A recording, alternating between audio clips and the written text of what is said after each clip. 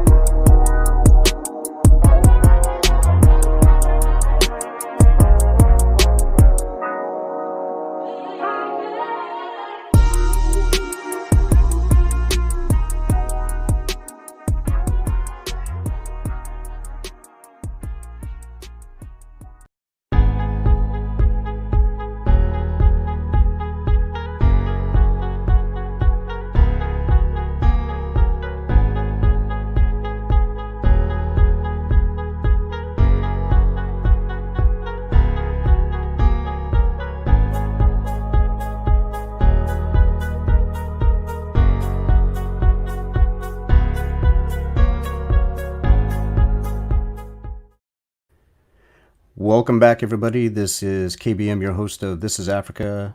Today's date is Saturday, 1 August 2020. I just had Afrogenic on not too long ago, and she dropped off. So hopefully we can get her back so we can get this rolling. And I do apologize again for this happening. We had a mishap last week, Saturday. We have Empress Tay in the chat. We also have Grace World Beauty. Thank you for coming in. Really do appreciate it. So at this point in time, I'm just going to put myself on mute.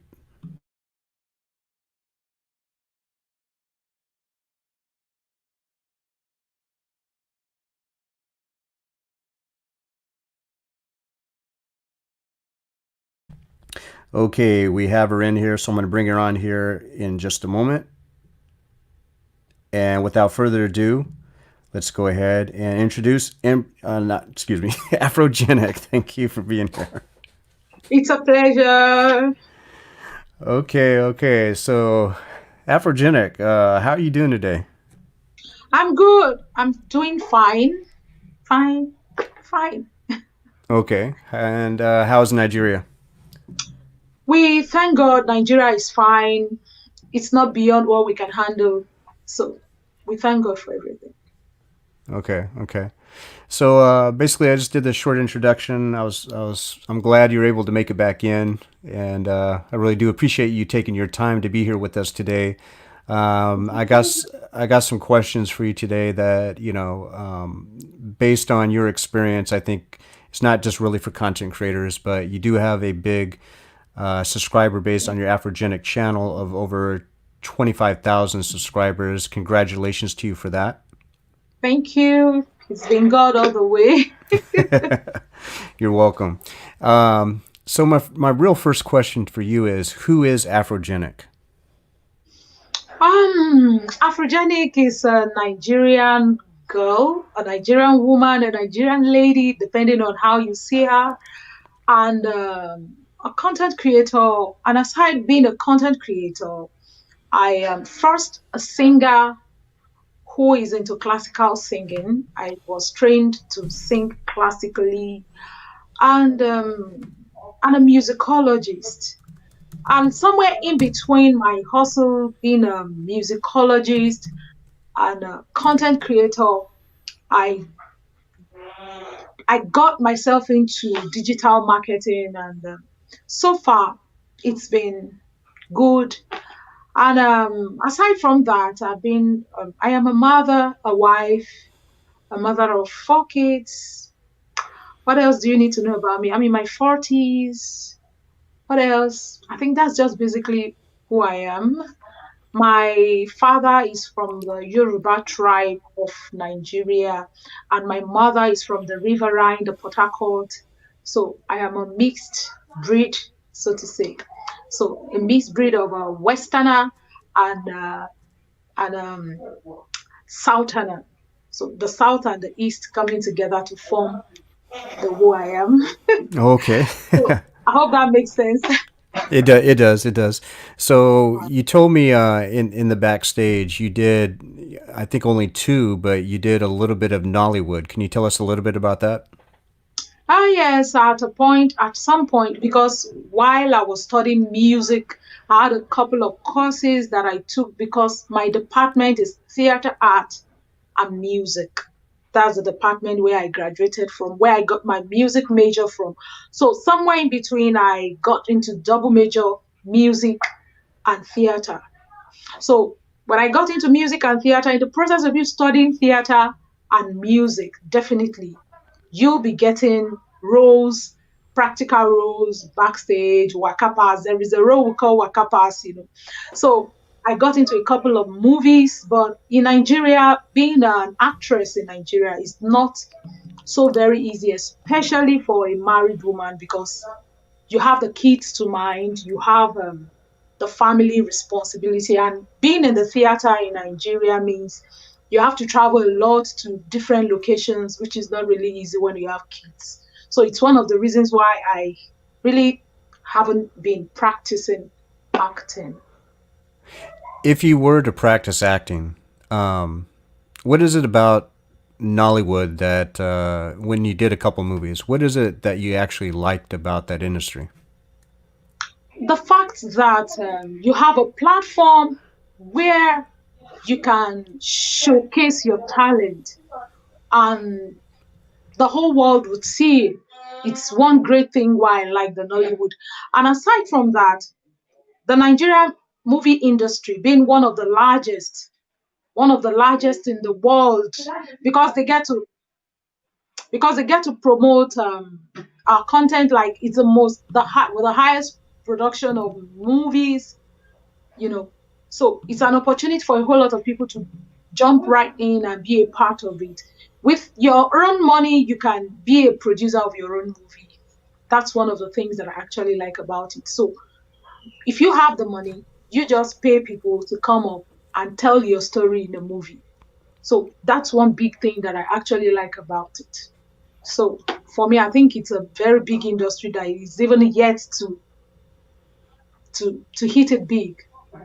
So you're saying Nollywood in Nigeria is that inclusive? If you just have the money, you can actually break into that industry, period? Yes, for someone like me, I think I'll advocate for, because like we know, corruption everywhere. If you don't have your money, you have to go with a particular producer, you have to go with a particular director. And in the process of you going with all of these people, some of them can engage in some harassment, especially if you're a lady. It's not very easy. So a lot of people just prefer to be their own producer and produce their own movies, direct their own movies if need be. So, but it's always good to have a director, even if you're going to be your own producer. Get a director, a professional director, and professional actors and actresses. So, it's something that you can just do professionally. Okay, that's very good to know because like other countries are kind of like breaking into their own little industry. There's I guess you could call it Kenya Wood is has been kind of taken off for the past 10 years, and I think Malawi is trying to get into that as well. Now, let me ask you this: tell us what you did before YouTube. Now, before YouTube, I was into music. I was into music before YouTube, and then music for me was the only thing I ever dreamt of, was the only thing I ever wanted to do, because I left a whole lot of money making industry for music. Now, before I got into music, I was into confectionaries, cake making, wedding cakes, birthday cakes, hall decoration, and all that. And the business was booming. It was big, but I wasn't fulfilled because I knew there was something that's inside that needed to come out. Okay, so my husband did everything to make sure that that business was big, it was good, and it was. I had a delivery bus. I can deliver your cake to wherever you want it. I was in my um, location, Ojo as a whole. For those who know Nigeria, Lagos State, Ojo local government, like there is nobody who actually doesn't know me when it comes to cake making. In the registry, I was always the one delivering the cake weekly. But I wasn't fulfilled. There was something missing. I needed to fulfill that aspect of me that I actually want to sing. So in the process, I just got to a popular music producer, Wale Oni, and I told Wale Oni, I want to sing. He was looking at me like, you want to sing? Are you sure you really want to sing? So when I opened up my mouth to sing, he just looked at me and said, okay, I think you'll be needing a couple of voice training and all that to be able to really sing perfectly. And from what I hear, you're not sounding like regular singers to me. You're not sounding like the pop singers that we know. There is something about your voice that I really can't place. But okay, go to a school of music. He recommended a school of music on the island in Lagos at popular Museum Center. A lot of people know Museum Center in Nigeria. Musical Society of Nigeria, Museum Center. So when I got in there, my plan was to go and do a crash program. So I got in there that Walioni sent me here. He said I should come and do a crash program for 3 months, 6 months. And they were looking at me like, we don't do crash programs. We do full-time programs. So what you have to do is maybe a 1 year program, because that's the crashest, the crashest we can afford. So when I got there, when I got in, I was fascinated when I saw little girls doing classical music, the ones playing on the violin, the ones singing tenor, soprano. I was like, these are little kids. So I became challenged, and I forgot about the crash program that I actually came for, and I wanted a real program. So instead of registering for a crash program like I wanted to, I had to go in for the full program, which was about a year, renewable after a year. So when I started theory, music theory, I felt I'll be needing the practical. So I started from the very beginning, prelim. After preliminary, grade one, grade two, grade three. When I was doing grade three theory, my teacher recommended practical to voice, practical voice. That was when I registered under one of the teachers, and I started singing. So, that too, you would have to learn to read music, to sight sing. So that was when I now started applying the knowledge of theory, music theory, into sight singing. So then I was given a couple of pieces. that was teaching me how to sight sing, how to sight read. So in the process of learning to sight sing and sight read, I realized that I was falling in love with music the more, even more than I used to. Okay. So when that happened, I started going for voice lessons, voice exams. So I did grade 1, 2, 3, 4, 5, 6, no, 5 to 5. So when I got to 5, my teacher looked at me and said, "There's a scholarship program going on in Muson. From all you have done, I think you can be a good candidate for it. Do you mind as a scholarship? With all these good people around, and you think I fit into the scholarship program?" He said, "Just give it a try. There's no harm." So I picked up the form. I filled the form. I was shortlisted, first batch, second batch. Then the final list was to be out. That was when I realized that I was in the top 5 in the final list under voice. I'm like, oh God. And there's been lots of people on the list, on the line, for 2, 3 years, and they haven't picked them. That was how my music journey started. I registered for music diploma because their music diploma was a scholarship. So that was how I started the scholarship program sponsored by MTN, the telecommunication company in Nigeria. So MTN sponsored the 2 years program, tuition paid, with free books, imported books, music books, all that you need to make your music journey interesting. MTN paid everything. Even gave us T-fare monthly. I think then it was about 22,000 naira we were receiving as transport fare home and back to school. So it was fun. My diploma days doing music was fun. So when I graduated voice major, I was contralto. There is this people called alto. We know them as alto, but the full pronunciation, the full name for them is contralto. So contralto or mezzo soprano. Some people say I'm mezzo soprano. Some say I'm contralto. But whatever you want to call me, I sing a little below soprano. No, below soprano. In voicing, you have, for female, you have soprano, which is the highest. You have contralto. No, you have mezzo soprano, which is a little below soprano. And under soprano, you have contralto, which is alto. That the one you call alto in the choir. So I am the contralto region, and I think that's the lowest range for female. So that was how I started my journey, and so far I'm loving it. I just love it. Well, you do have a pretty amazing voice. I have seen a couple of your music vids there where you're doing like covers and stuff like that. Yes, I have a couple of covers on my channel. I do want to give it. Oh, sorry. Go ahead. I have a couple of covers on my channel that I've uploaded. Okay, you want me to give live one? No. That's okay. That's okay. If you want it, I can. Maybe later. Towards the end of it. Maybe later. I want to give a shout out again to people in the chat. We have quite a few people that have joined us now. Hi, I'm Preste. Thank you so much, guys, for coming. It's a pleasure having you. Yes, so thank you again, Empress Day, for being here. Grace World Beauty. We also have Yawindi Babs Vlogs and more. Yawindi, my beautiful sister, thank you so much for coming. And Yawindi Babs. We also have Precious God TV. Thank you for being here. Val 11. We also have Foke V Life. I'm sure I said that correctly. Foke? Yes, Foke V. I saw her yesterday. We were actually together yesterday at an event. Okay. Yeah. So since we're on the topic of music, and I have no problem doing it, I just want to make sure I got those shout outs. If you want to go ahead and do a little bit of a live, the microphone is all yours.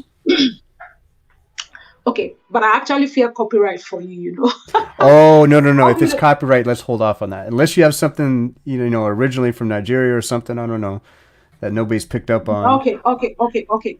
So I think this one, let me just give it. It's from a friend, SK, or his name is Samuel Kende or Retimeni, I think. So he actually did a song, he composed a song, Akpata. So let me do Akpata. Akpata is one of the songs he composed for one of our teachers when he was retiring. His name is Apata. So let me try to sing her. Ẹni ò mọ̀lé kọ́ kì í kọ́lé. Ẹni kọ́lé sórí iyanrìn. Èmi ti rí ibi máa kọ́lé sí. Àpáta. Mo kọ́lé kọ́lé, mo kọ́lé mọ́lé, mo kọ́lé sórí àpáta. Òjò ń rọ̀, gbogbo ilé ń wó. Mo dúró lórí àpáta, àpáta. Afẹ́fẹ́ fẹ́, afẹ́fẹ́ tún fẹ́. Mo dúró lórí àpáta. Ìjì ń jà, gbogbo ilé ń wó. Mo dúró lórí àpáta, àpáta.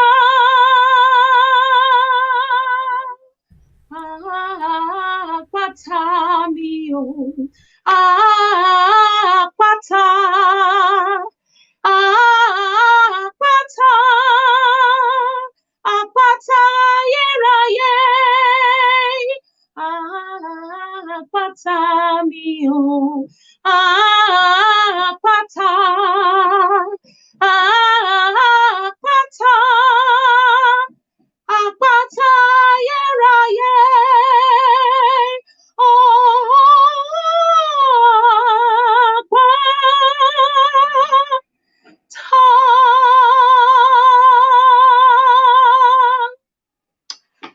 So I'm gonna have to upload like a quick segment of some hand clap and cheer music because that was amazing, and I'd never thought anything like that would happen in one of my live streams. Thank you very much for that. We do have the audience here that absolutely loved your singing. You had no music, and that's really good. I really appreciate you doing that. Actually, wow. I mean, that's you got a lot out of all that schooling. I could see. yeah. Amazing. So to continue on, I'm going to segue to the next question.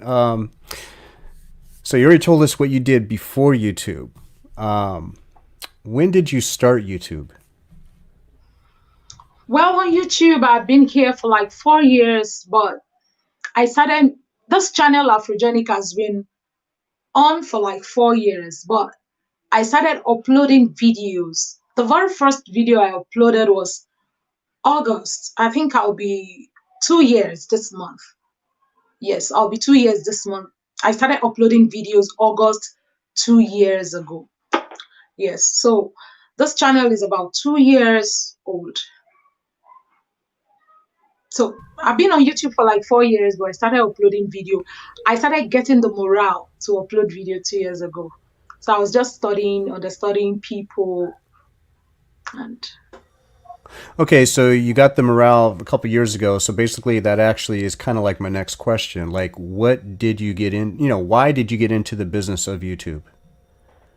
okay, because being a singer, I've always wanted a platform where I can show what I have got. I can always tell people this is what I do, but when I got into YouTube, I discovered that sometimes it's not even about what you do. Sometimes a lot of people don't care about what you do. They just want to hear something else. A lot of us got into YouTube with the mindset of, I want to do this. This is what I want to do. But when you get into YouTube, when you begin to see other people's videos, you begin to see what's trending, you begin to see what other people are doing. So you just have to jump in. So in the process of trying to get my feet, getting watch hours, getting stuff done, that was when I jumped into reaction. But all along, I've also been doing my music alongside other content that I am good at. So I was a random person before I eventually made up my mind to become a reactor to music. And I decided to become a reactor not because I really, really want to do reaction, but because I really wanted to do music. I want to hear good music. I want to see what people are actually doing musically that is challenging to me, and I showcase it. So sometimes when I have students who are coming for voice lessons, I recommend them to see videos on my channel that I have done. Have you seen so singer? I think you need to check him or her out. This person sound. So when I have a student and the student is still trying to figure out his voice or our voice, in the process of trying to figure out your voice, so somehow I might just get one of the reactions that I have done. Check out this artist, you know, check out that artist and see how they sound, see how they sing, So that's the thing that actually got me into reaction. And ever since I've been in love with reaction. But if not for all of the problems that we're having, I love reactions. Hey, Wendy Babs, thank you. Yeah, thank you very much, Wendy Babs. I really do appreciate it. Now, real quick question. If I can remember, yeah, Wendy Babs, she's also a singer. Is that correct? Yes, she does. Okay, yeah, I remember seeing her a long time ago, last year sometime when I first discovered her. Yeah. Amazing voice as well. So congratulations, yeah, Wendy Babs. You're amazing. My next question to you is like, when you started YouTube, did you have a sense of what you were going to do with your channel? Yes. When I started YouTube, I actually wanted to do, how do I say this now? Okay, let me say this before I answer that question. Now, I had a philosophy that is guiding my being. Okay, now one of those philosophies is be good at everything.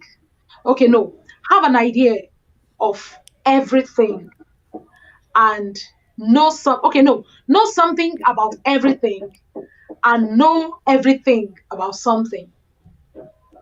That's guiding me, kind of. Know everything about something and know something about everything. Now, this is what I mean. It means have an idea about everything. Do you understand? Have an idea. When they say fashion designing, have an idea. Hair making, have an idea. Makeup, have an idea. What else? Cake making, have an idea. Music, have an idea. Carpentry, have an idea. So, like, you can have an idea about everything, okay? But know everything about something calls for professionalism. Okay, so when you say music, I can tell you that there is nothing about music that I actually don't know. I know everything about music. If even if I can't lay my hands to do everything about music, but I do know everything about music. Like I can teach you any instrument without me playing that instrument. My children, probably that's going to be something for another day. My kids are the ones playing for our church, our local church. My son plays the drum, my daughter plays the keyboard. So we have a guest keyboardist who comes to church sometimes. So when that one is on ground, she plays the bass. My daughter plays the bass. And the little ones sing. My little ones sing in parts. My little girl of 7 years old has fantastic mezzo soprano. And the one that is about 10 years old can sing alto well. So when we do our morning devotions in my house, it looks like a fellowship, like a church, because sometimes we have the keyboard playing along and all that. So what I'm saying in effect is, I know a lot of things.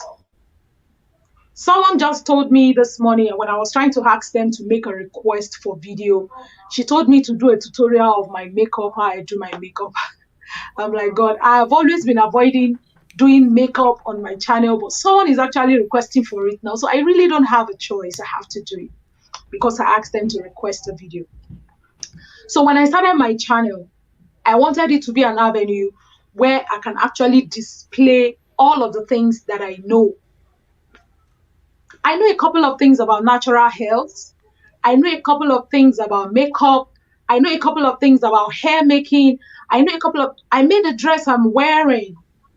So I can just tell you that I'm confused at a point what to share on YouTube. So I was random.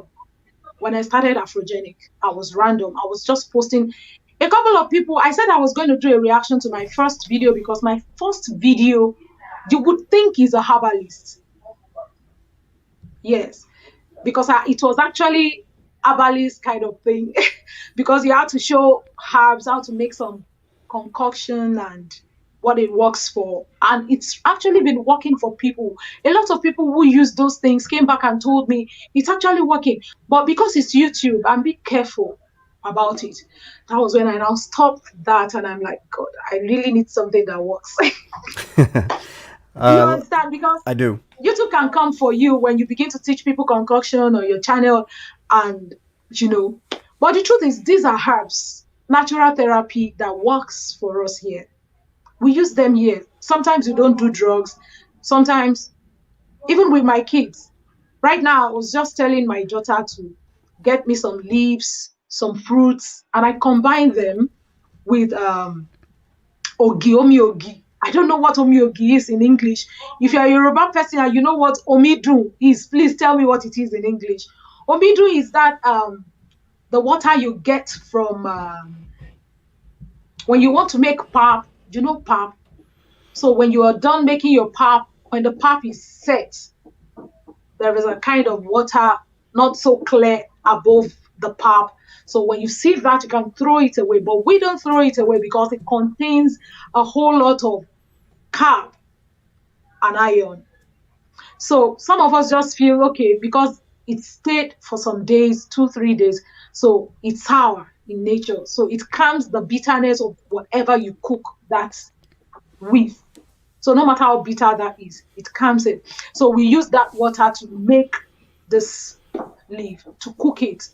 So I was just telling her. So sometimes I upload videos of natural therapy, whatever it is that I'm led to upload. So that was what I was doing. I was random on my channel. So Okay.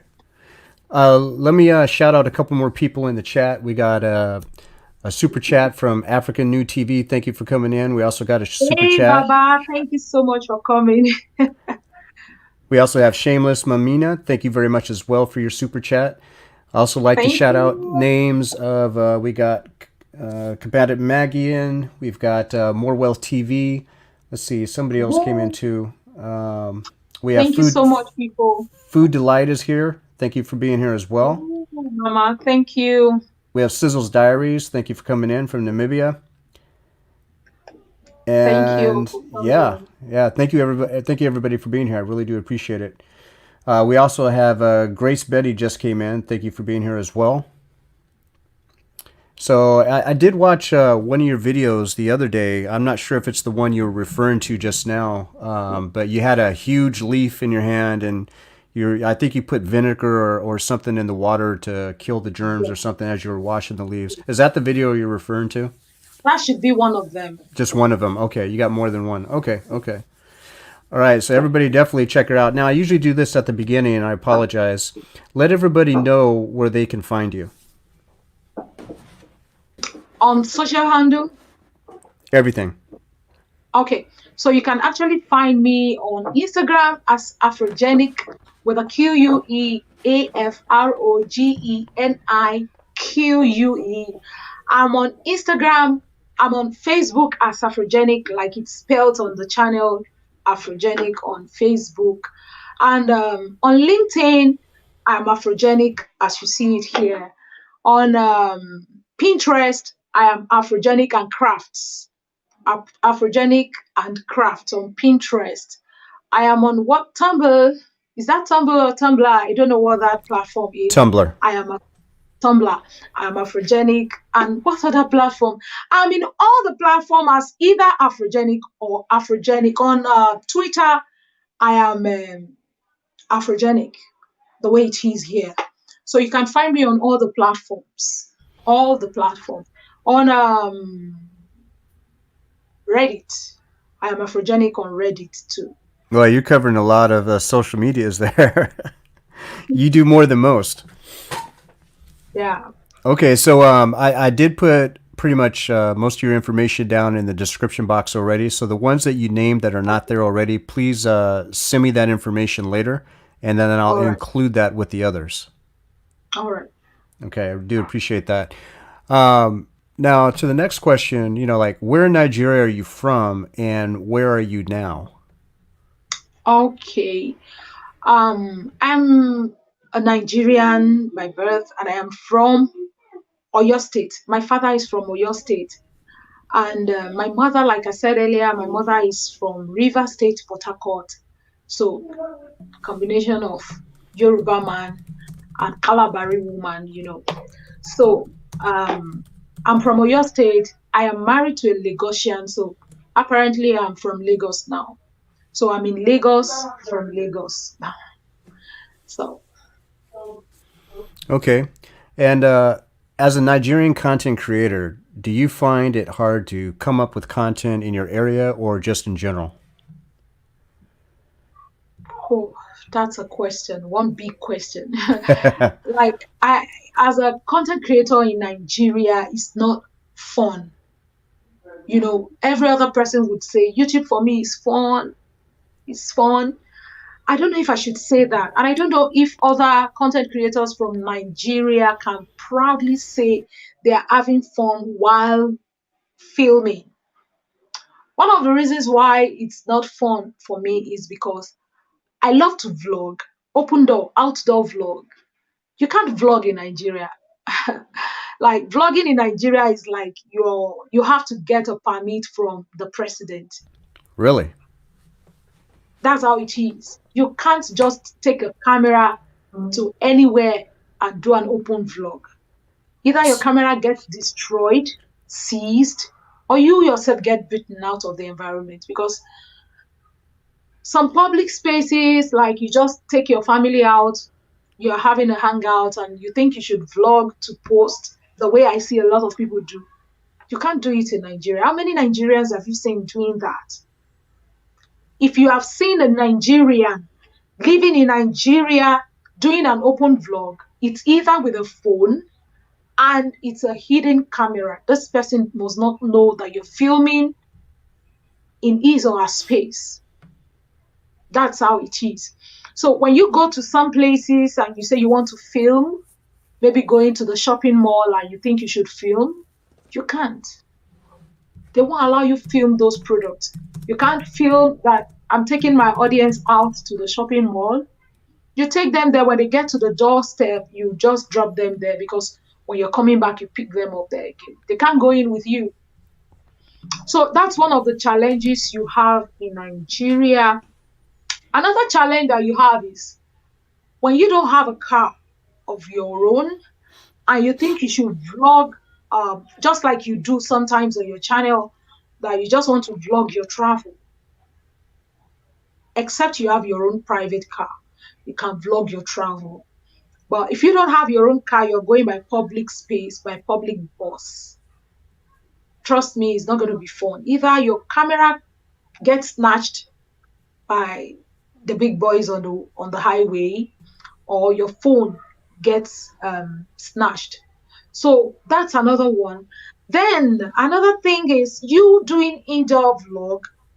Like I want to really shoot, like I'm doing right now. So as to avoid stories for you, I have to power the light with battery. Even if I don't power battery, I don't have light right now.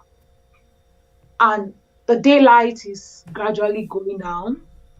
It's almost 6 p.m. So the daylight is gone. It's gradually going. So I can't use daylight. So I have to use battery. We don't have power supply all the time. So whenever you want to film, you'll be waiting on power supply to film yourself. So that alone is not fun. Sometimes when I sit to want to shoot video, I get discouraged because no light to film. That's another one. Another thing that looks like that is data. I like to be on people's live streams. That's where people get to learn. You learn a whole lot of things on live stream, meeting different people. You get to know a whole lot of other people that you may have never met if not for YouTube. But you can't in Nigeria because we use mobile data. And you getting a mobile data in Nigeria is like you are paying for someone's head. When you have to pay to get someone's head. That's how expensive data is. Then at a point, we were given Wi-Fi. They said we should get Wi-Fi. The Wi-Fi is also a scam because at some point I was recharging 30,000 naira monthly. I don't know how much that would be in dollars, but 30,000 naira in Nigeria is someone's salary, in fact, basic salary for a Nigerian. So if I recharge 30,000 naira for Wi-Fi in a month, and that should last me for 30 days, right? 30, 31 days.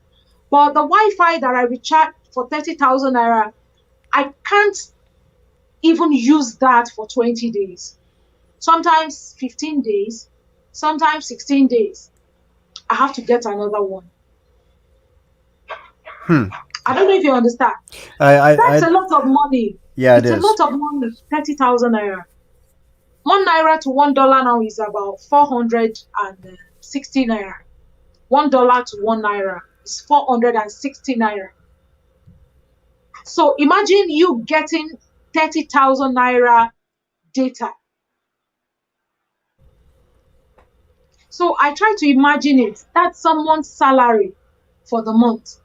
So it's not fun being a content creator here in Nigeria. It's just not fun.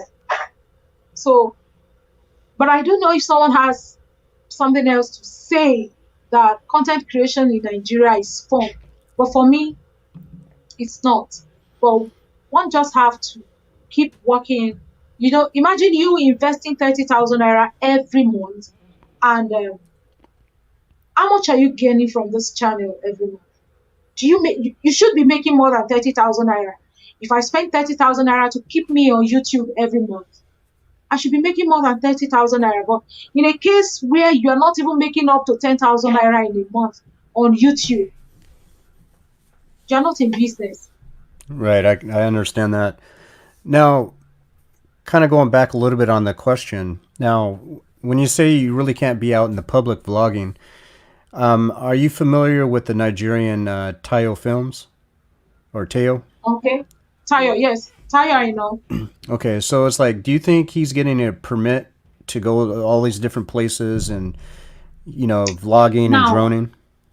yes. Tayo, I know. Tayo, I know is a housing agent. He markets properties. Okay. So when he's going, he must have been invited. Before he would go to a place to film, he has been invited to that place to come and market content. I don't know if you understand. I do. So when Tayo is going, there is no stopping. No one can stop him because he was actually invited to come and film there. And sometimes when you go, there are some places you go to actually, you must have gone before the filming to take permission. And that has to be maybe a market space, a ghetto environment where you have people who actually want to be seen on camera, people who actually don't even know what it is like to be shown on TV or YouTube. So, but you must have gone proud to that time before you record that actually I'm coming so and so day to come and film. Probably going to the community leader or youth leader, whoever you think you're familiar with in that environment. Okay, so you would have taken permission from them. So these people would accompany you to the place where you want to film.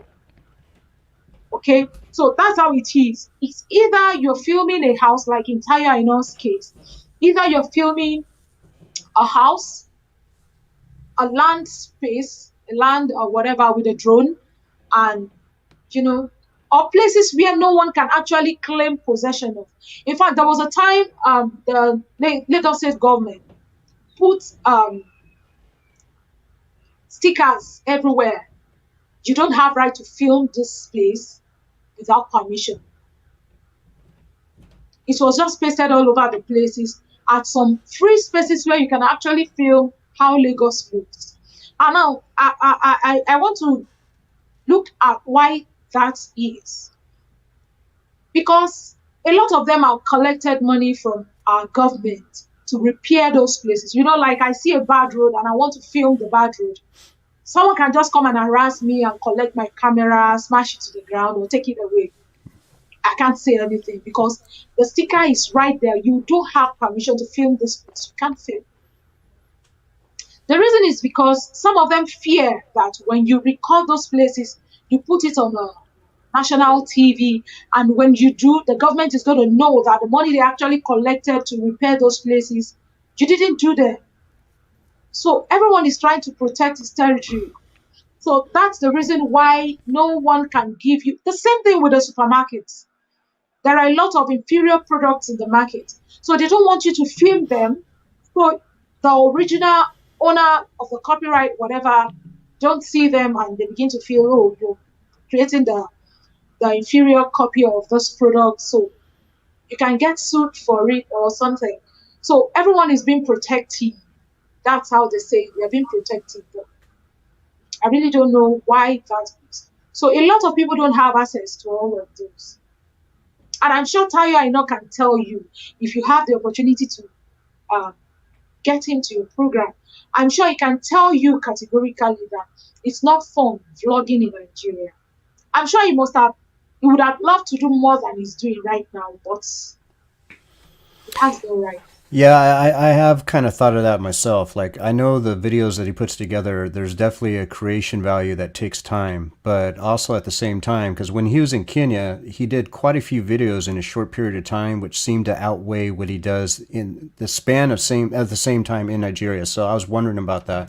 Now, this is interesting. Sizzle's Diaries out of Namibia says it's not easy to vlog in Africa. I tried filming at the traditional food market today, and security harassed me to delete the footage, citing I Exactly. must get written permission from council. Exactly.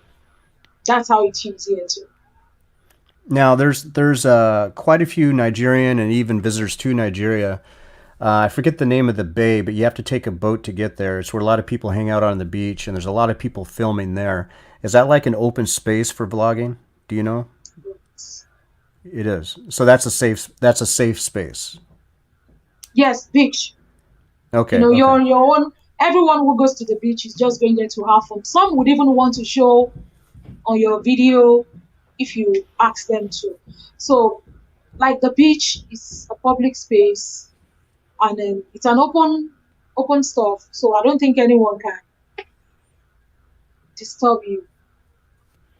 Okay.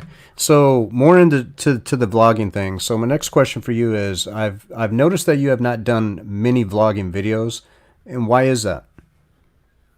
I actually have one of the Valentines. I think 2 years ago, I had a Valentine video where I went to ShopRite to see gift ideas for him or her. No, for her. Gift ideas for her. So I actually went to ShopRite. So I was only able to get, um, I think, about two stores that allowed me in only with my phone. You can't film with a camera, just your phone. So I was able to shoot with with my phone a couple of gift items that you can actually give to a woman for the Valentine season. So I think that's just the only video that I have on my channel because it's stressful. Yeah, okay, I understand. Now, I have a friend that's worked with me last year. I'm sure you know Mabel's channel in Nigeria. She just recently had a newborn. Her She's name, Mabel's channel. Mabel's channel. It sounds familiar. Okay, she's a Nigerian. Her before she had the baby, I think it was about 2 months ago. Her and her Oh, husband were vlogging in a baby shop where they sold nothing but baby goods.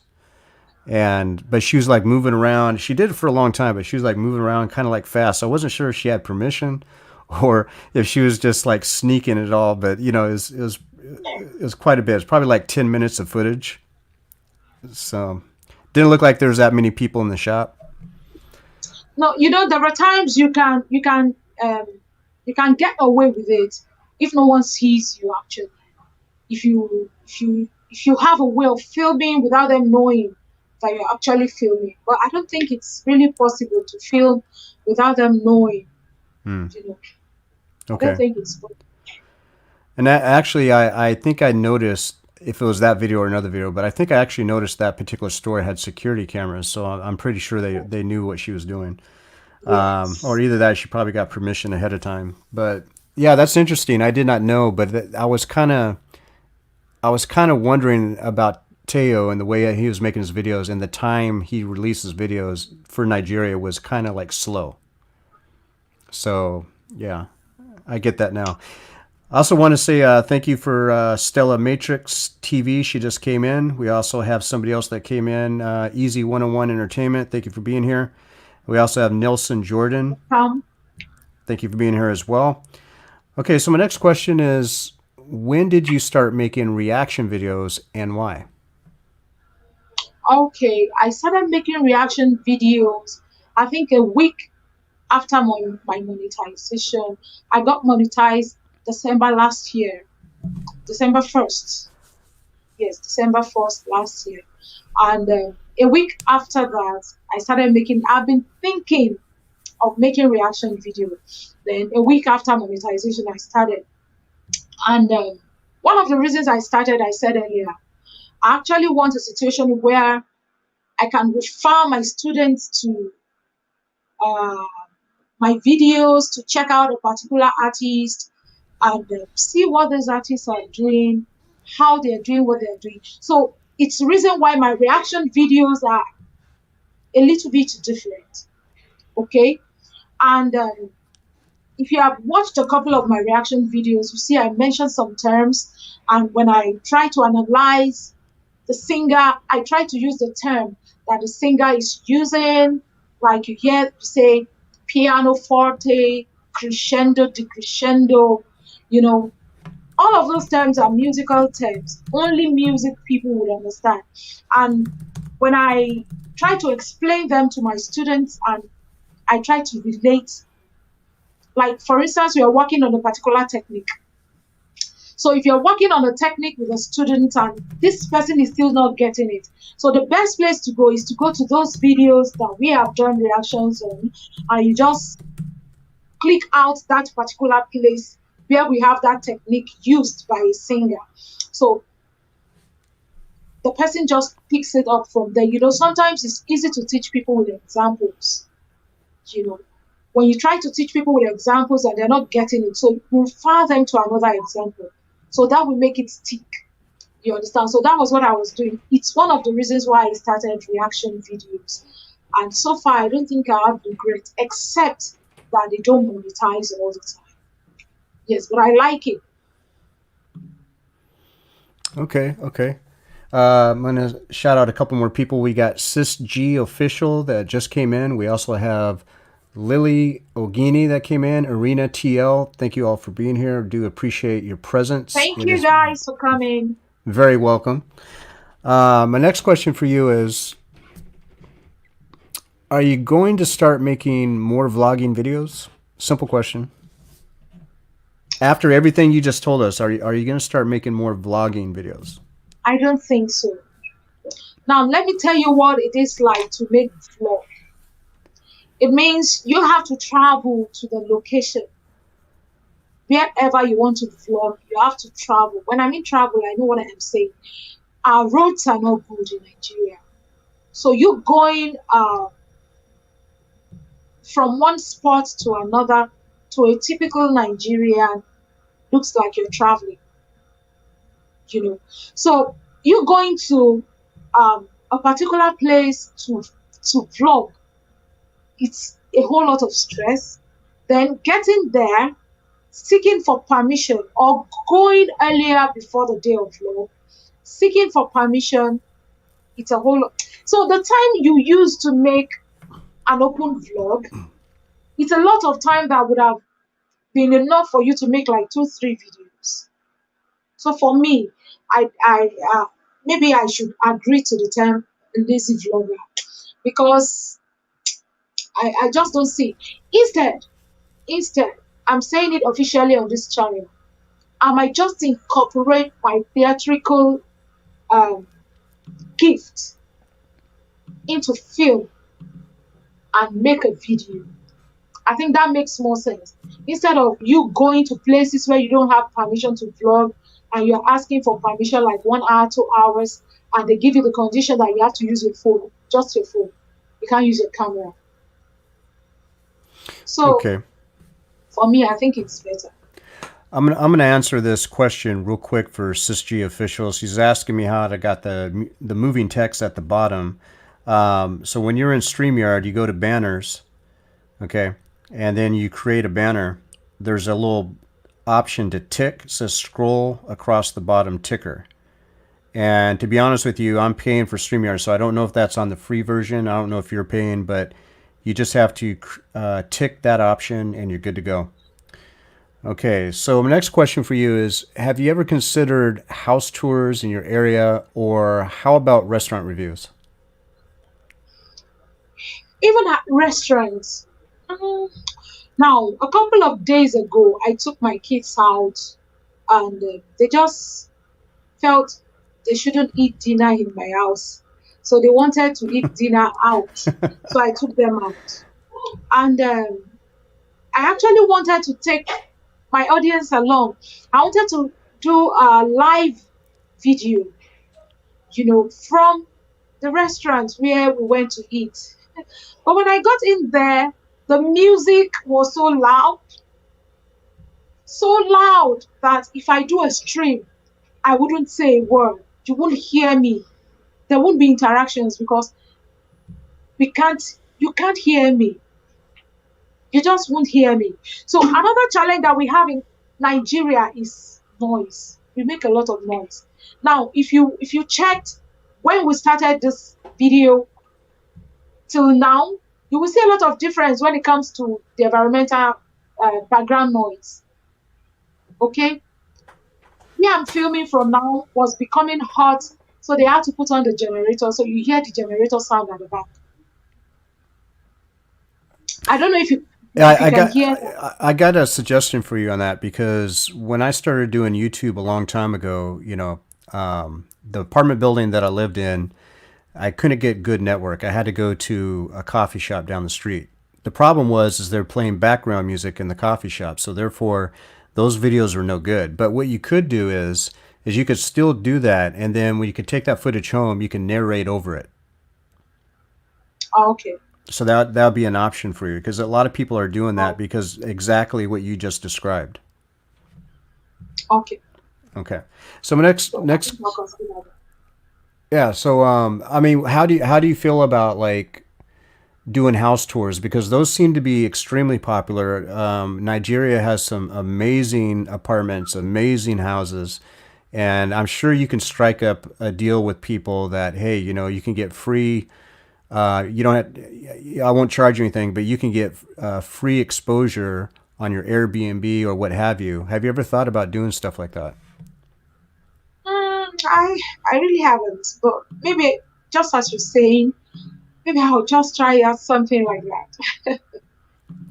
Okay, because that seems to be very big for a lot of people in the diaspora, and then of course you got some people who are not originally from Africa and wanted to come home, but they just want to check out that See, Airbnb, or actually want to buy some property and just visit a couple months out of the year. yeah, So those seem to be very popular on YouTube. I would definitely recommend it. I've seen quite a few content creators right now in the chat that have done that yeah, themselves, and they've gotten some pretty good results.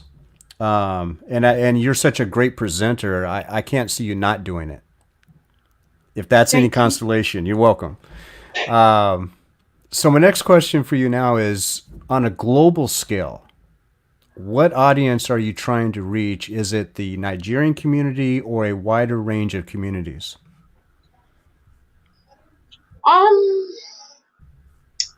when I started my channel, I was thinking Africa, Africa, Africa, and that even reflected on my name, the channel name, Afrogenic. And but at some point, I realized that if you limit your content to just Africa, I think one can just become a local champion.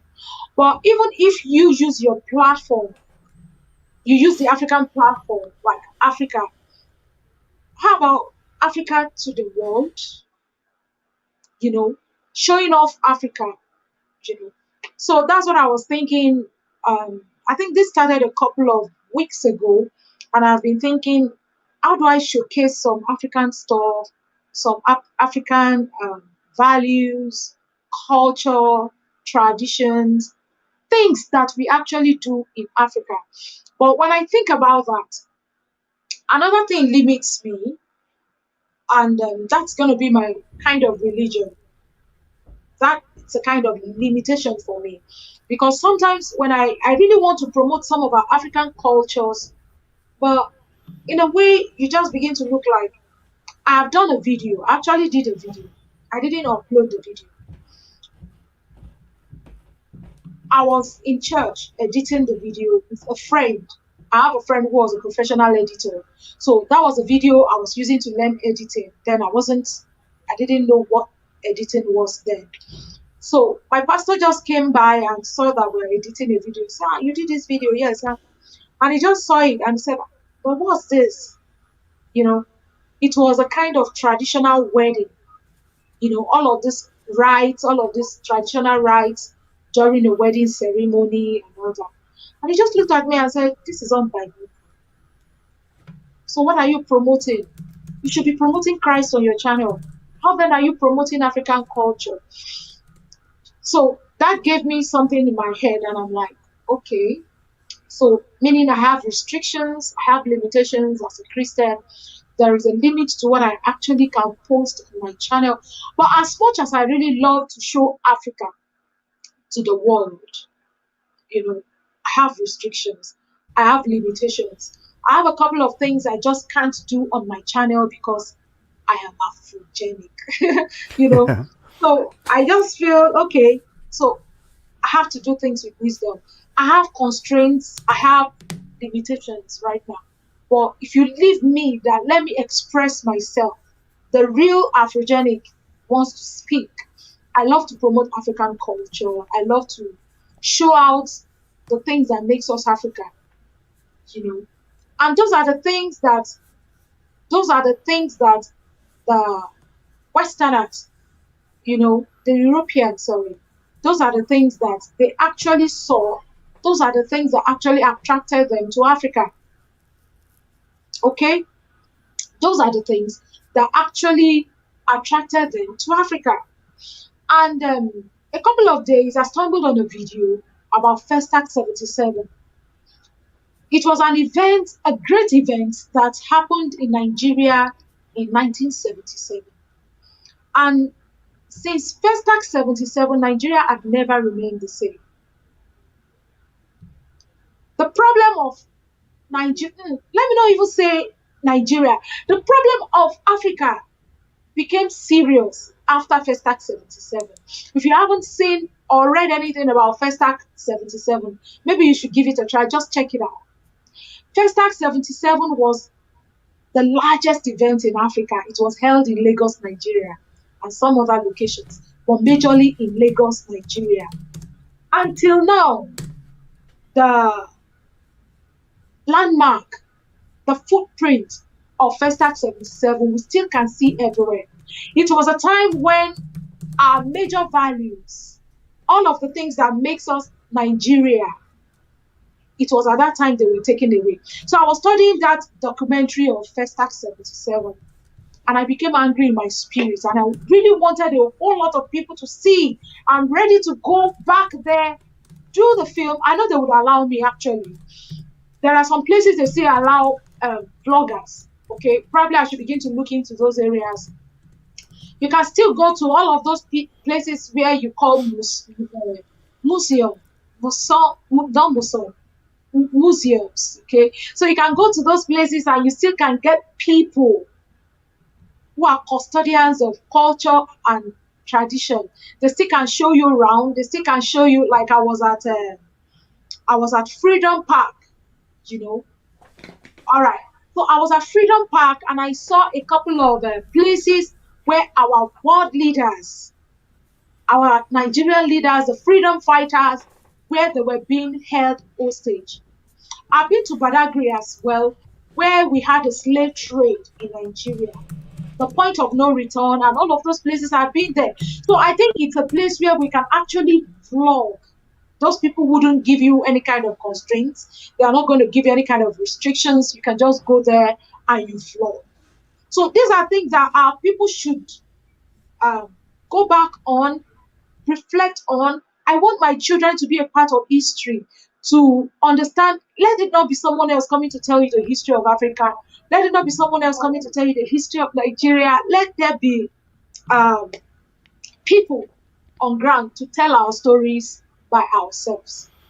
You know, I I have totally it in my mind. I totally agree with you, and you can definitely still do that. And there's definitely a big push for that. Some people that are not from Africa, or even some within Africa, they'll probably have a little bit of pushback towards the Christianity part. But if you really think about it, you could do both at the same time, because the Bible makes many references to Africa, because Africa plays a major role within the Bible for Christianity. So therefore, you can definitely reference a lot of things. It's not just northern Eastern Africa. There's things in West Africa too that definitely is represented in the Bible here and there. So, and then you can expand on that with other things, like the stuff that you're talking about. I did put a link in 3 times for everybody for Yeah, the Festac 77, if that's the correct way to say it, on Wikipedia. So everybody check it out. I'm sure there's a lot more websites out there that have information about it. It's probably more definitely. detailed. Hold on. Okay, so definitely everybody check that out. I'm gonna check it out for sure, because I want to see and hear about what that was about. So to move on to the next question, but actually before I do that, definitely go with your passion. I would say go with your passion. If that was your original, you could still be Afrogenic and talk about taking your kids to get some ice cream. It's that may have nothing to do with Africa, but it's something that you could be a family vlog. You can still do that and keep that name. Okay. It's not going to ruin anything. So my next question for you is, you now have 2 different channels. Tell us the difference between the two. Okay. This is Afrogenic channel. I have another one, Gist Avenue. Now, on Gist Avenue is where I teach people how to do YouTube. You know, what are the things you need to know about YouTube before starting YouTube? And as a content creators, what are the things that you should be looking out for? So it's a place where I talk about YouTube generally, and maybe sometimes how to make money, how to get brand deals. Do I do that there? I think I restricted that to Patreon. Yes, I restricted that how to make money on YouTube to my Patreon. And but that's basically what I do on the other channel, how to grow your channel. But I realized that I haven't uploaded a video on that channel for a couple of weeks now, because I realized that that channel is growing to become what I don't want. Like, it would just be strictly content creators subscribing to the channel because of what I do on that channel. So a lot of people who subscribe to me are fellow content creators, and I am not loving it. Yes, it's good if you have your fellow content creators subscribing to you, but you and I know the implication of you having content creators subscribing to your channel, like you having 80% of your subscriber as content creators. You know the implication. So I'm being careful with such content where I am still tied to content creators, and it's still the case of watch me, I watch you, sub as sub, and it's something that I really don't want to see myself doing again, because it's detrimental in the long run. So that's just it. But on the other channel, I do how to grow your channel, and on this one, I do reaction, music covers, and reaction, and a couple of stuffs here and there. Okay, I want to give a shout out real quick to Share with Love TV. Thank you for being here. We also have A29 Fashion. Thank you too for coming in. So next Thank you question. guys for coming.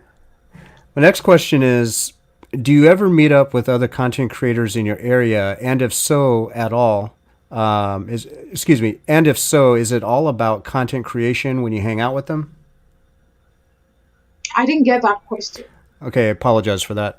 Um, Do you ever meet up with local content creators in your area? And if so, is it only about content creation? Like you working with other content creators, right? In person, yeah.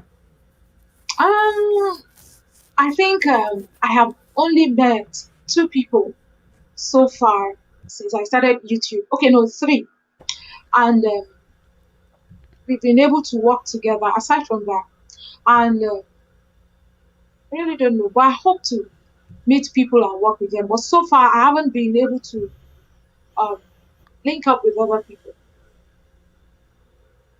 Okay, okay. So my I next, hope that answers the question. yeah, yeah, it does. Because I'm kind of getting more curious as of late because I've mentioned in the past. I don't know if I mentioned with you in the past, but in Uganda, they really get together in this like YouTube community group, just like they do in Ghana. So Okay. I'm just curious. Are people, because I don't hear this much happening in Kenya, and Kenya's got a plethora of YouTube content creators. They're just everywhere. But you Okay, really, no, no, no. Like Nigeria has two, but Nigeria has. I think there was one on WhatsApp, Nigerian content creators, but I'm telling you, it's just one of us, one upcoming creator created that group, and it doesn't really capture Nigerian content creators. Maybe when one of them that is up there creates such platforms, maybe we can come on the platform. But one of us created it, so I don't think it can reach those people up there. So maybe someone like Dima Ome, Tayo I know, maybe when one of them creates a group like that, maybe we can jump on the platform. But right now, the one I belong is just, yeah. okay, okay. I'd like to give a shout out to Manla King from Kenya. Thank you for being here. Um, so yeah, just kind of going back to that just a little bit. I was just wondering because I would like to see more content creators in each area coming together so that way they can throw off ideas and collaborate in person. Now there is YouTube Space Nigeria, no, YouTube Space Lagos, Yeah. but that is for the whole Africa. So I think Nigerians would want to use that opportunity to work together. So now we have YouTube Space Lagos. So it's Have still under construction okay. anyway, Do you but plan going there and taking advantage of that facility? definitely, Okay. definitely, I look forward to see what you produce out of there. yeah. Okay, so next question is when you think of your subscribers, what do you want them to gain from watching your videos? Okay, so for Afrogenic, I'll speak for both channels. For Afrogenic, when people come to my channel, what I actually wanted them to gain, one, information and entertainment. And so far, the feedback that I get from them, they are actually getting it. Because, when you get feedback like, wow, I have never seen a black lady analyzing music this fantastic. I have never seen, when you get such comment like, okay, so it means they're actually getting what you want them to get. Now, for instance, like when you upload a video, like I said earlier before now, I told you that when I upload a video, I just don't upload because I'm enjoying the reaction. Whilst uploading, I'm also analyzing the music to make you understand what is happening at a particular time. Now, when the singer is going up, I tell you what the name of that is. So you can even learn music with my reaction. Like if you're a novice, you haven't seen music before, or you really don't have an idea of musical terms, you can learn musical terms and you would understand them on my channel because I give you the terms, the real name of the terms, the Italian terms, the performance technique, and all that. So I say it, call it with a real whatever. So for me, people come to my channel and they get information. Students actually share my video. Like when I went to Lagos State University a couple of days ago, someone was telling me, "Yeah, I was on your channel." A new student, I was on your channel. I really had fun. I really love your reaction. This, reaction is new to Nigerians. It's actually new, especially music reaction. So when a couple of them come and they see it, they're like, wow, I love it. Someone was trying to teach me something, I wasn't getting it. So she referred me to your channel and I actually got it. So I was trying to help that person understand better. Do you understand? So Yeah. they get entertained. For those who are not coming for music, they're coming for entertainment. They get entertainment. When you see a video, your reaction to the music is another kind of content on its own. When you react to the music that you are watching, a lot of people just watch music for fun. I enjoy the music, but there are some music that you can't just listen to for fun. So when you see such, your reaction to the sound is epic to a lot of people who actually love reaction. You understand? And it's the reason why a lot of them subscribe to reaction channel, because when they come and they see all of those, oh my God, how did you do that? How is that? Some of them who are fans of the artist you're reacting to be like, you haven't seen anything. You have to check this video out. If you really want to be amazed, you have to check that video out. So when they recommend videos like that, and you still go back to those videos and you check them out, they'll be like, you're just seeing this one, Afrogenic, you haven't seen anything. How about this link? Check this link. A lot of them are following me on my Instagram handle and they recommend videos there. And they'll be like, Afrogenic, if you don't enjoy this one more than the last one you did, call me back and I will send you a particular thing as an appeal. Stuff like that. And sometimes I see a lot of discussion going on in the comment area. There was a particular comment someone dropped, and the comment on its own got about 1,000 thumbs up. The comment got about, not the video now, the comment that person dropped got about 1,000 thumbs up, and about over 500 discussions going on under the comment. So when I see such, I am happy about it, because you're like, what's she talking about? Why is she surprised? There was a time someone posted and said, her reaction is fake. She's not real. So a lot of people came for the person. That Wow. If you have been following this lady, you will know she has the most epic reaction, coupled with Veritunes. There's another lady from Nigeria, a Nigerian creator from UK, coupled with, they give a whole lot of reaction channel under that area, and they begin to argue. They argue on my behalf.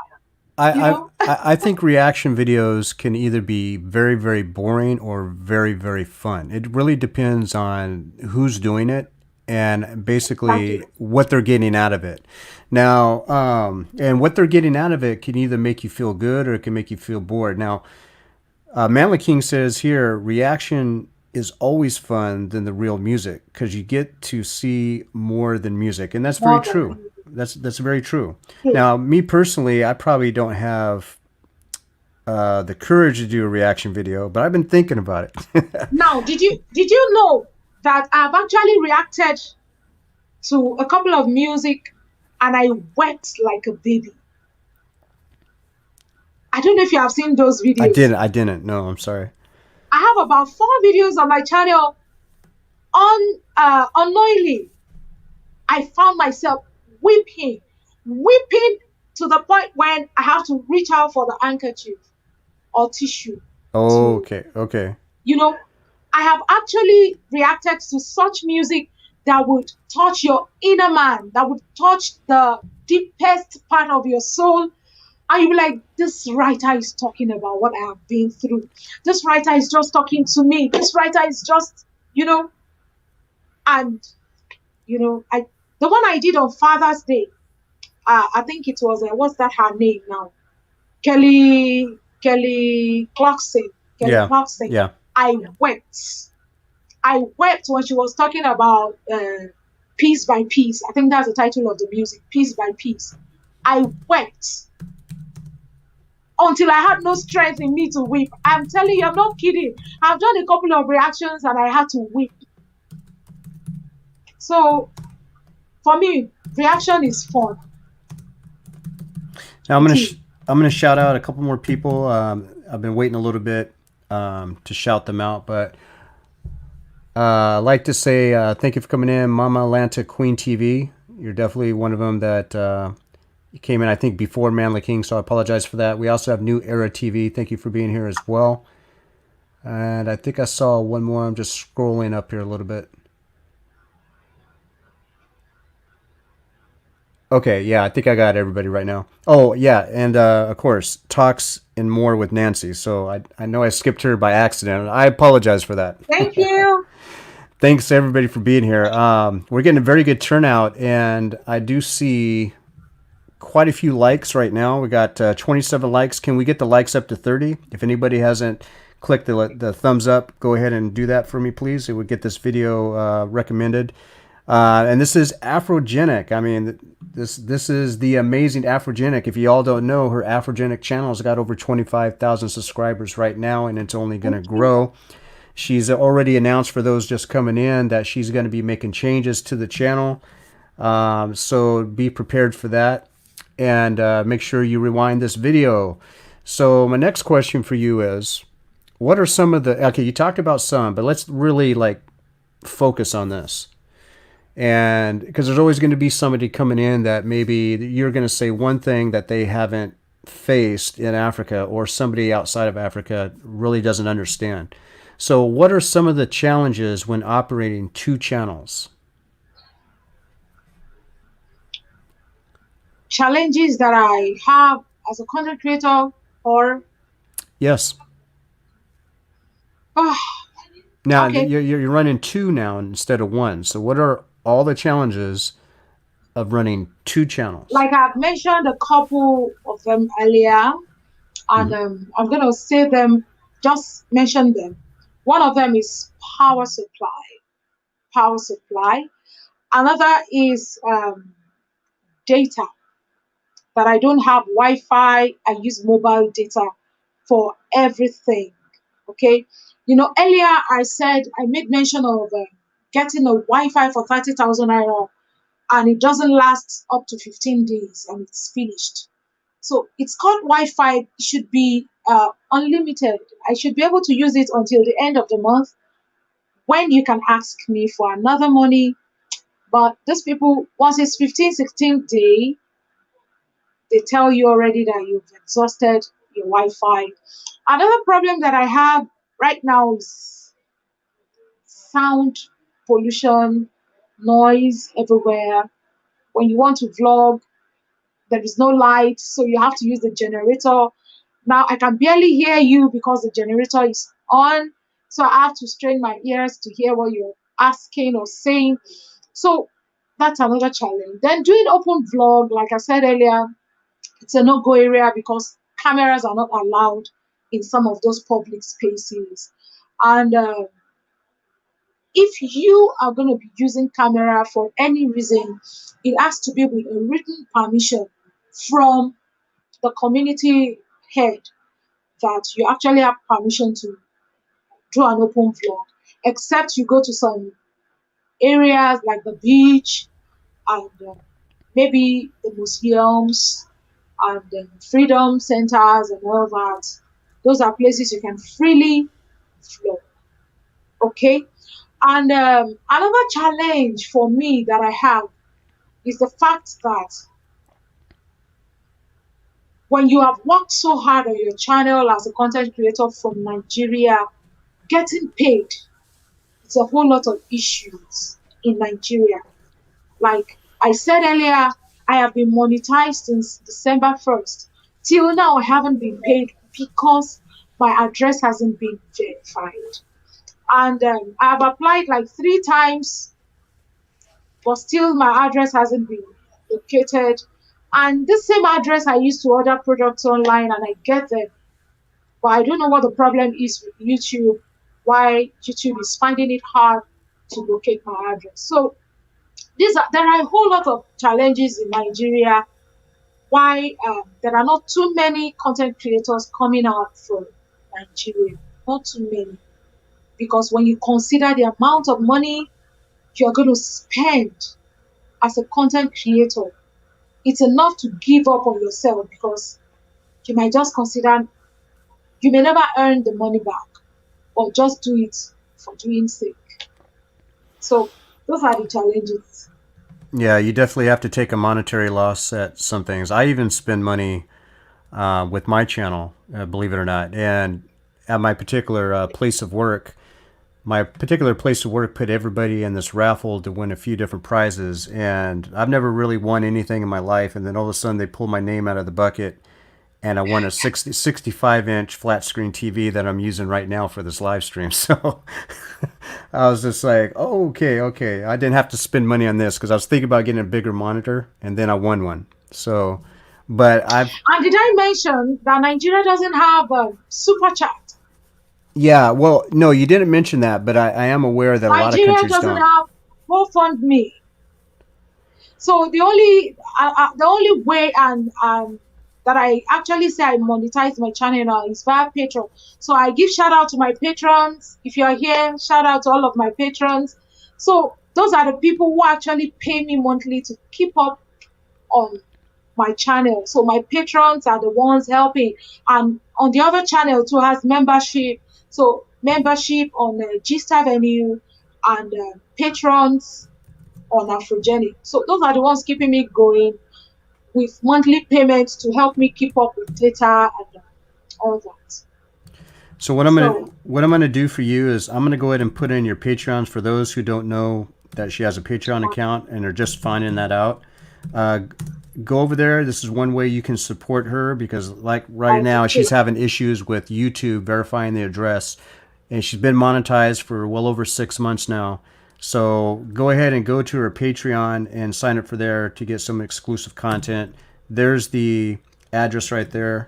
I'll put it in a couple more times. Definitely support her. She's very hardworking. You know, she's dealing with everything YouTube and she's dealing with the family all at the same time. That's a lot to juggle around with at the same time. crazy. It's crazy. It is crazy. So a little bit back to like I do spend money, believe it or not. And a lot of people think that just because you're in the U.S., everything's going to be a lot easier. There are things that are going to be a lot easier, like a Wi-Fi connection is one of the easiest things that we can deal with out here. But there are other things that we have to worry about, as far as what are we going to use? Are we actually going to use with what we start with, like we traditionally tell people when there's like what camera I should start with? Or are you going to spend a lot of money to get a bunch of gear and then when you get it all together, you get no subscribers? So I'm in a position that's better than a lot of other people just because of my location and that's it. But however, I recommend everybody start with what you have. Don't spend a lot of money. And then if you have the need, I mean, if you have the means to do better and you're doing pretty good and you're making money off of YouTube, then spend the money. Just don't overdo it. That's just my recommendation. I just wanted to get that out there. This is about you, not me. So let's see. I think somebody else just came in. We have Miss Makali from Nigeria. The Niger boy just also came in as well. The Niger boy has been putting out some videos from Puerto Rico. Yes, he actually flew not too long ago within the United States. So he got some Puerto Rican videos that you definitely want to check out. So my next question for you, when you are making your content, what equipment do you use? Okay. Um, I've always been using my phone anyway. I use phone for everything that I use.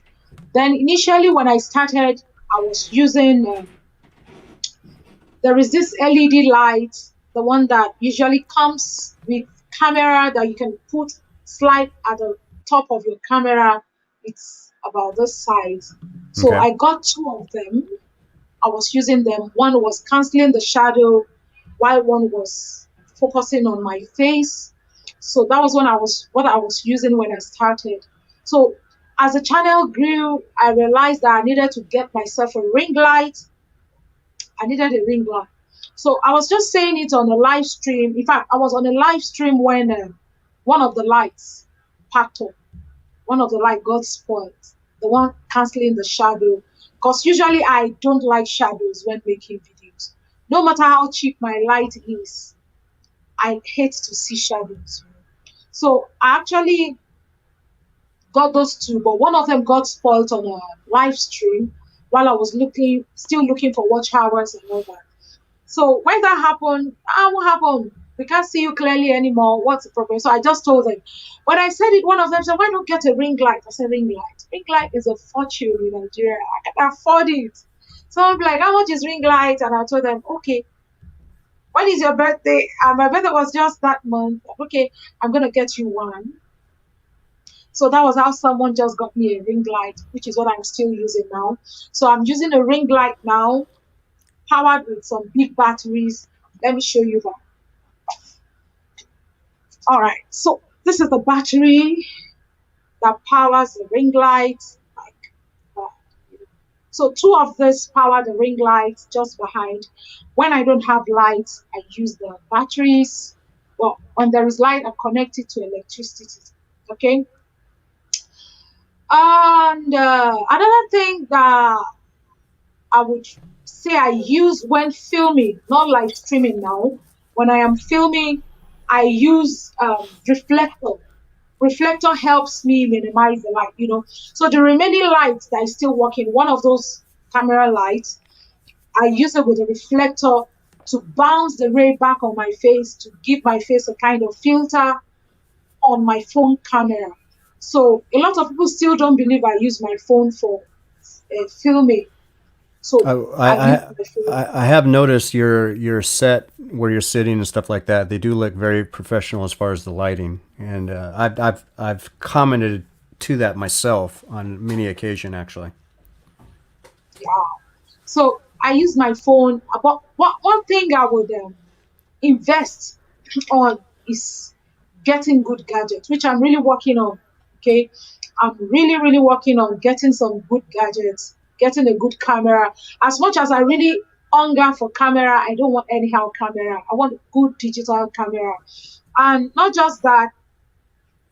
I also want to see my investing in light and soft boxes, and what else? Yeah, so I'm giving it a whole lot of consideration.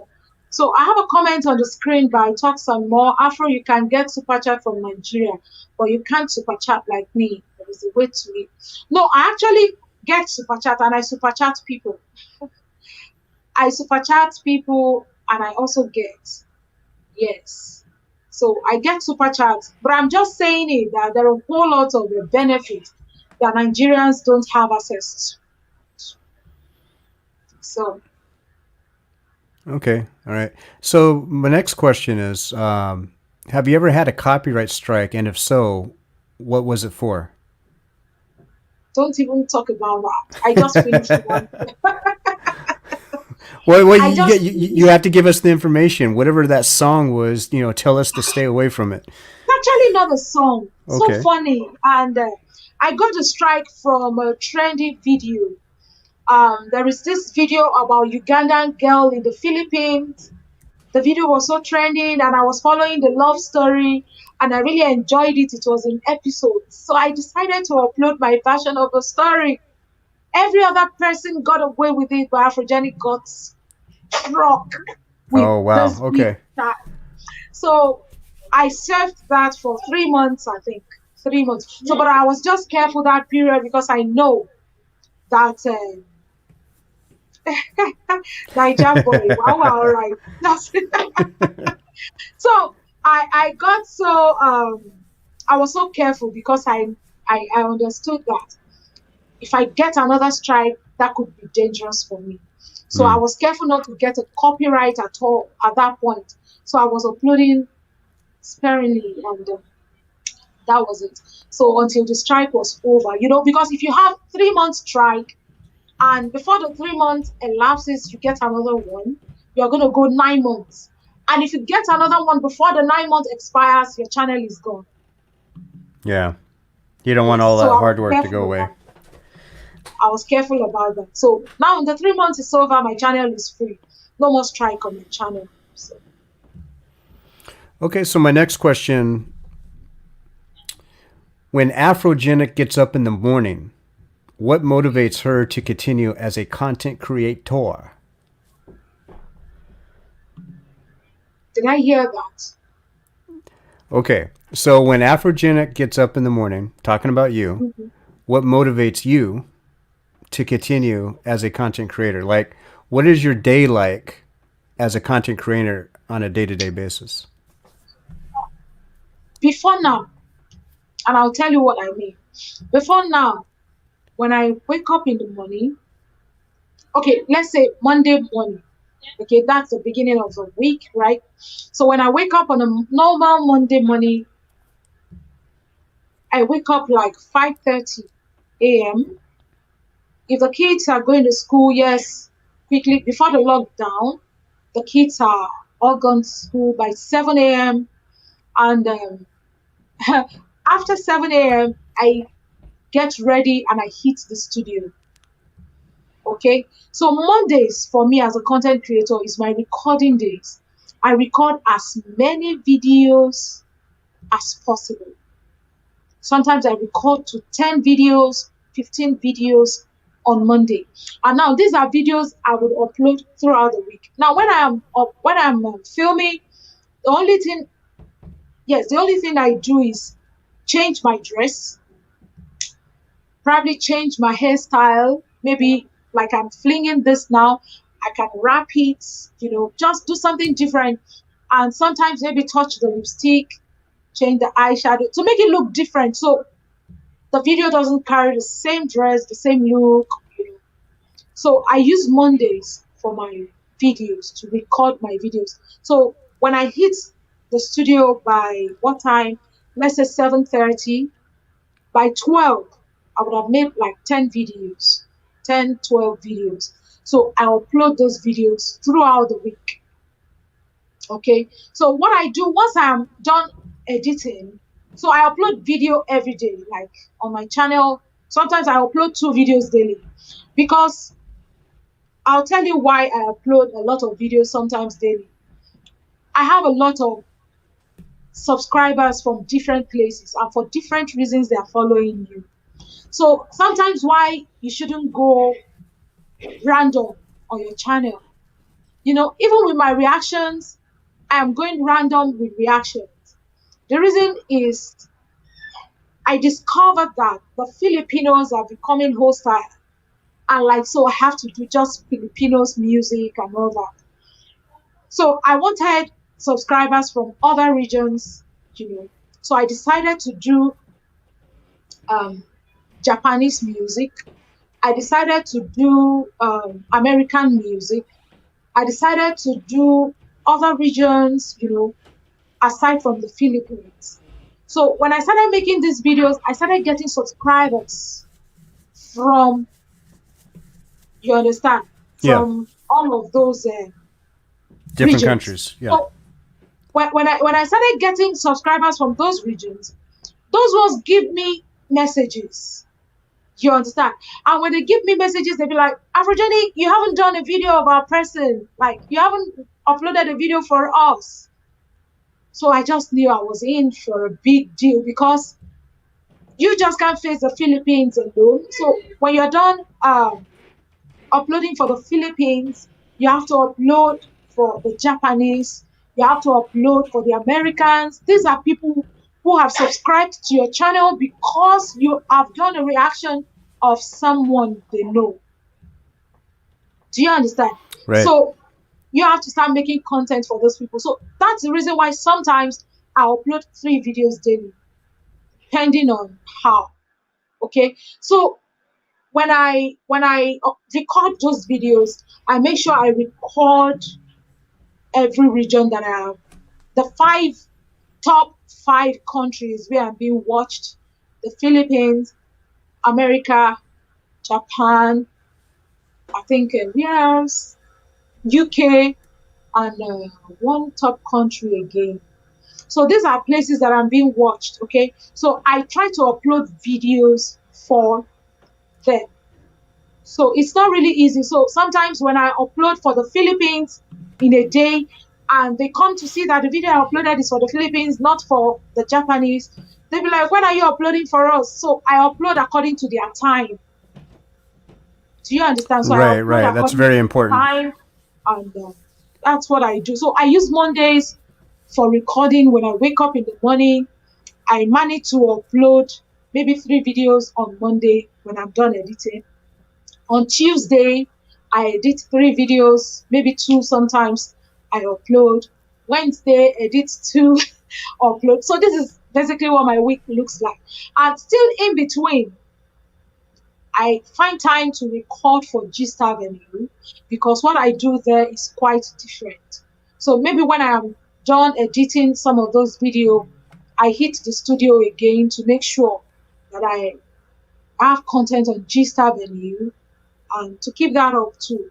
In all of this business, I still find time to make sure that I relate with my patron once in a while to make sure that they actually gain something different from what I am putting out there. Do you understand? So I think I've done a couple of streams with patrons to make sure that I give them a whole lot of information as to how to make money online. I think I restrict that to my patrons only.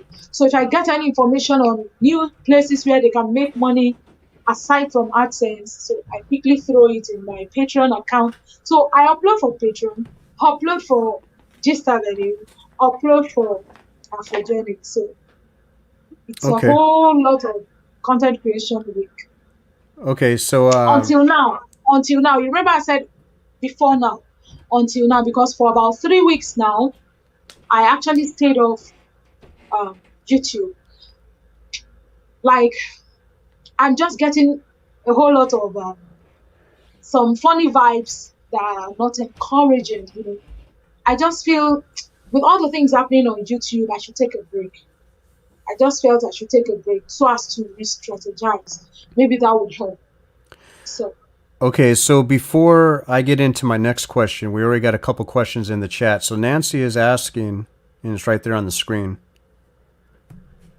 okay, she said, please tell me how you can super chat. I can't find a way. Okay, you are like the first person asking for how to super chat, and that pains me a lot. A lot of people prefer how to get, they ask me, how do you get super chat from Nigeria? But none of them have really taken time to ask me how to super chat people. It's not good. Don't just be, it is more blessed to give than to receive.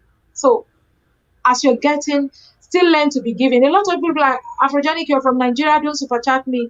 But the truth is, it's something that I like to do. I want to be like every other content creator. That I'm in Nigeria is not a disability. Why I shouldn't use the super chat? So what I do when I want to super chat people is I downloaded a VPN. So with that VPN, I go to the VPN and I switch it on. I think it's a paid one that I got, VPN 360. I downloaded VPN 360 to my phone. So when I want to super chat, I go to VPN, I switch it on. When I switch it on, I go back to the channel that I want to super chat. Now I can super chat. So I have PayPal account where I actually can super chat people. So I super chat them via my PayPal account and that's it. So you need a VPN service to super chat people. Okay, good. That's very good information. And VPNs are being widely used in China and for obvious reasons. I'd like to give a shout out to Hosanna Melody TV as well as Sophia just came in. Thank you for being here. So we got another question. This one's out of Kenya from Manla King. How hard or easy is it to react to a video? Okay, it's a hard work to do a reaction video, and it's also easy. It's the easiest thing to do. Now, let me explain both angles. It's hard because you can get copyright strike. You can get a strike in the course of reaction. And aside from you getting a strike, some videos are not monetizing. A whole lot of those videos are not monetizing. And because you just do reactions for fun, you do reactions for your subscribers, it's a win-win situation. It's going to give you subscribers, it's going to give you watch hours, and it's going to create awareness for your channel that you actually are a content creator. So, but it is hard because you can get copyright strike. Okay, you can get okay. Someone is asking a question. I'd like to quickly answer that. Okay. You can contact me privately to do a short tutorial how to register a PayPal account that works in some part of Africa that you can't actually use PayPal. Okay, so with my PayPal account, I receive money, I can pay money, but in some other locations where you don't have access to PayPal, you can't receive money with your PayPal account, but you can only pay out. Okay, so I have a couple of information as regards that. So, like I was saying, copyright video is easy to do. I just told you I record like 15 videos daily, and I can upload like 3 videos daily because it's quite easy to do with simple technique how to do reaction video. Just like I'm talking to you, all I just have to do is UC browser, placing a little screen beside here for me. And once the little screen is there for me, I react to what I see on the screen. I can pause the screen. I can fast forward the screen. I can take it backward. I can pause the screen to react to the music. So you can do a whole lot with reaction video. It's quite easy. But just always remember, not all of them are monetizing. Okay, so... And also remember, you can get copyright strike. Yeah. So Nancy, I don't know if this is really a question, but she says, I have tried that with VPN, but no success. Do you have any answers for her on that? Okay, with VPN, I think you should try VPN 360. Then you have to install it and make sure it's truly installed, because sometimes when you download it, you still have to install it to your phone. When you download via help me. When you download that Google app, via Google app, am I correct? Yeah, well, you install it on your phone. Install. Mm-hmm. Then while you're trying to install, swipe down, if I'm correct, swipe that down. Then maybe if you two did a one-on-one, in a back chat somewhere, that'll probably be the best. Just contact me on IG. I'll give you my WhatsApp. Then we do it on WhatsApp together. Okay, contact me on IG. I'm Afrogenic with a QUE. Contact me on IG. I'll give you a tutorial how to do that. And okay, and her IG is actually in the description box right now, Nancy. So you can go ahead and contact her immediately. Now, my next question for you is, how do you manage family and YouTube on a day-to-day basis? How do you juggle with that? It's not fun, but like I said earlier, my kids are grown. Okay, my kids are grown. My first is about 17 years old, and she's a girl, so she helps sometimes with some of the chores. And the little one, my last baby, is about 7 years old. She's no more a baby as well. So I have 17, 10, 14, 7. So 4 of them are somehow grown. So I have less of chores to do. Sometimes I wake up in the morning, just go to the bathroom, and except when they are going to school. That's when I really have a lot to do. When they're going to school, you have to wake up early. While they are preparing for school, you prepare the meal. So except that, like now we have we are on lockdown, so everybody's in the house, except the senior one that is about to write WAEC, school cert. I don't know what you call it there. So she's about leaving secondary school. So she's the only one that's currently going back to school. Every other person is still in the house with me.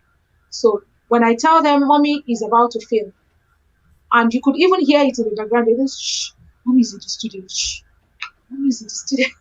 So once they see you are in the studio, they just cooperate, because if they don't, an African woman is going to come back and do the African thing. All right. So next question for you is, what do you recommend other content creators do when starting their own YouTube channel?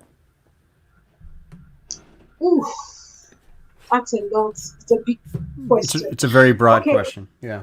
Yes. I have a couple of friends who just come to me, I want to start my YouTube channel. What do you think? The first question I ask them is, what do you want to do? What do you have in your head that you want to show us? What are you coming with? What's your plan? So if you're able to tell me a couple of things that you can do to showcase yourself, like YouTube says, showcase yourself. So you have a couple of stars on your head already. Okay, then go ahead. Then I really don't want them to be scammed like I was scammed to doing YouTube. They told me just upload videos and your channel will blow, YouTube will start to pay you. When I got in, I realized it's not the same. It's not. So when you go to YouTube, you start to upload videos, it takes a while to grow. But a lot of people are not patient enough to grow the channel. All right. A lot of people are not patient to grow the channel in the sense that they look at those big channels that have already been on ground for a couple of years and they want to copy them. They'll be like, but you are at 25,000 now. Why is my own slow? I've not even gotten 50 subscribers since how many months? The growth on Afrogenic to 25,000 started just within a month or two. I got to that number from 5,000 to 20,000 just within a month. So, but a lot of people don't have the patience to grow in. They actually want that to be very fast, but it does take time if you really want to be growing, or you want to be grown, or you want to grow on YouTube. So it takes time. So, but some people are not ready to give that time. So I'll advise anyone who is starting YouTube to please be patient. Don't be in a hurry. Don't be in any kind of competition with anyone. All right? Because as a matter of fact, everyone has time. Your time is different from mine. My time is different from yours. What other people do and they get away, you would do and you won't get away. So a lot of people, I told you how I did the same video that the whole community did, and I got a strike. But no other person got a strike except Afrogenic. Same video. So sometimes what works for A may not work for B. So what works for me may not work for you. So look at what works for you and just keep working. Don't be in competition with anyone. The only person you should be in competition with is you. Compete with yourself by getting better. When I started YouTube channel, I had a mind of giving my videos out to an editor. Then the editor said he was going to be charging me 5,000 naira every video. And I looked at it, 5,000 naira. And I make videos like twice a week or 3 times a week then. Then I calculated the whole thing, 15,000 naira, coupled with data. I know, I have to learn this editing. That was how I started. But I've moved to that point now where I get better on editing as time goes by. I'm still learning a couple of stuff on editing. I'm still advancing when it comes to editing. So don't be in a hurry. Instead of you trying to compete with someone, try and start competing with you by getting better at what you do. If you saw my reactions a year ago, it's not the same with what you have now. It's different because a lot is changing about it, about my editing, about the way I present on YouTube. So just keep working and don't focus on the money. Don't focus on the subscriber. Don't focus on other people's content. Just focus on your channel and look forward. That's my advice for every new creator. Just make content and have fun. Okay, great. Now, everybody, the likes have really gone up since the last time. We're now at 34. If possible, we can get it to 35, 36. I know I'm only asking for 1 or 2. For those who have not already thumbed up the live stream, please do so. Again, we have Afrogenic here. As you can see on the screen, I put in her Patreon. Support her on Patreon if you can. Definitely go over there and at least bookmark it so you can request it to other people. Her other information is down in the description box below, just like the ticker going from right to left as you see at the bottom. I will be adding, for those who weren't here, she announced a bunch of different other social network medias that I will be adding later. I'm just waiting for her to get that information to me so that way you can be apprised to everything that she does Thank everywhere. you. You're welcome. You're welcome. All right, so that is great advice, and we definitely got a huge response. I think probably I've gotten more people come in on the chat watching this particular interview than even NIE. With NIE, I think I remember 17, 18 people at once. I saw it go up to 22 with you here. So things are definitely going up. You're definitely very popular and you're well loved Wow. all over the Thank place. you. Okay, and got a couple more questions. So we're not done yet, but got a couple more questions. My battery is draining though. Okay, okay. So let's make this quick. If you could do it all over again, what would you do differently? Hmm. I think if I have the opportunity to start this channel afresh, I think I would want to create more local content. Okay. Yes, creating local content because right now this channel has gone too international, and there is nothing African about it, and Okay. that's not. I don't like that. Okay, so if I have the opportunity to go back in time, I really want to get local, like creating local content. Yeah. Okay. Okay. Well, I think you're going to accomplish that. I think it's going to be fun to vlog in Nigeria very soon because of you. You'll make that change and probably do some collabs with, Wow. with Teo. I mean, reach out to him and see exactly everything what he does because I think that would be some really good information you can get from him. Last question. Any last words for the audience that we did not already cover in the previous questions? From the audience. No, no, no. Any last words for the audience that we did not already Okay, cover? okay. Like for me, I like to talk to African creators. I am more familiar with African creators than other creators, other continents, creators from other continents. Now, I like to um, speak to us that we should try, we should do our best to support each other. That is missing. Yes, that's a missing link for me. A lot of us are not supporting each other enough. Now, when I mean support each other, I'm not saying you should take their channels on your head. No, but there are ways you can support a fellow content creator, and this person is going to really, really feel loved. Like when you need something like an information that's going to grow your channel, don't withhold. When you have an information, I heard someone was once asking a big YouTuber, please, could you tell us how to get super chat in our country? We don't have super chat. This person be like, in my country too, we don't have super chat. But they just gave you a super chat on your chat now. You understand? But it's glaring that this person was not just willing to share the info. This person didn't say anything like, okay, I don't want to say that on the live chat. Give me a DM and I'm gonna do that. No such things. Where this person just laid them off. I don't know. So when you have an information, don't be selfish about it. Share the information out. I think that's why a couple of people come to me to ask a couple of questions. There are times when my husband would have to seize my phone because they don't allow us sleep. You know, we have different time zones, and I still have people calling me at 2 a.m. Probably it's their own 3 p.m.